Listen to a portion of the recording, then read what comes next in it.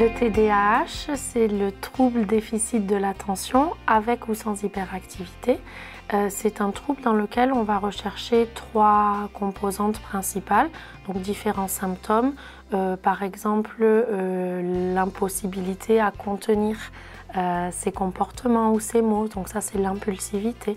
Ce sont des personnes qui vont être souvent rêveurs, dans la lune, la grande difficulté à se concentrer. Ensuite, il y a la dyspraxie, qui est un trouble donc, de l'organisation du geste. La dysphasie, c'est un trouble du langage oral qui peut atteindre la compréhension et ou l'expression du langage oral.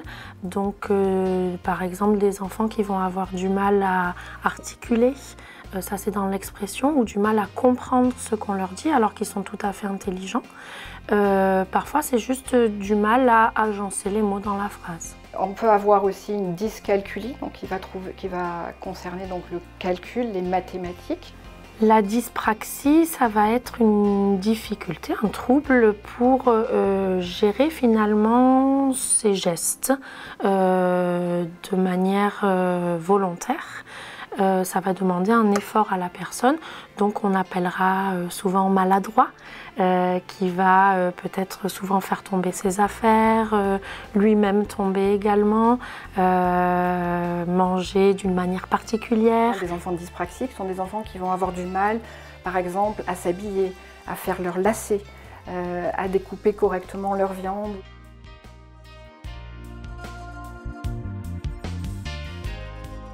Alors ensuite, on a ce qu'on appelle les troubles des apprentissages en eux-mêmes, donc dyslexie, dyscalculie, dysorthographie. On les met un petit peu ensemble parce que ces troubles, eux, vont nécessiter plusieurs fonctions cognitives.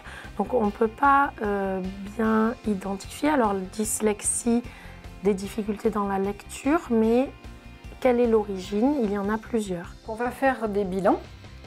On a tous, en tant que professionnels, des bilans étalonnés. Ce sont des troubles qui vont être très souvent associés les uns avec les autres. C'est très rare de trouver une dyslexie pure sans autre trouble à côté. On a souvent ce qu'on appelle une comorbidité, c'est-à-dire des troubles qui vont se conjuguer les uns avec les autres. Ce qui est souvent compliqué dans le cadre des troubles cognitifs et ce pourquoi parfois on prend du retard à diagnostiquer ces enfants, c'est qu'on peut parfois penser que ça va venir. Plus on détecte rapidement et plus c'est facile puisqu'on va mettre en place des choses pour les enfants.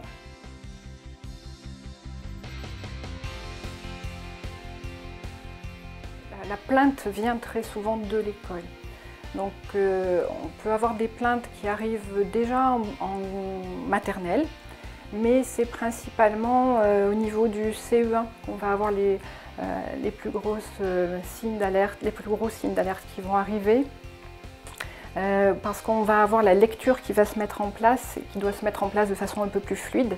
Et c'est à ce moment-là qu'on va avoir les premiers signes d'alerte. L'enseignant parfois même n'ose pas évoquer certaines difficultés auprès des parents ou s'il se dit effectivement ça va venir donc on attend l'année suivante et puis l'enseignant de l'année suivante peut attendre lui aussi.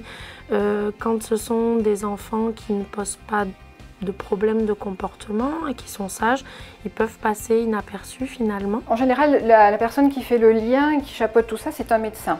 Donc ça peut être un médecin de rééducation, ça peut être un pédopsychiatre, ça peut être un neurologue, tout dépend. Et ensuite, on va travailler justement tous ensemble dans le même sens avec tous les intervenants, les rééducateurs qui sont autour de l'enfant.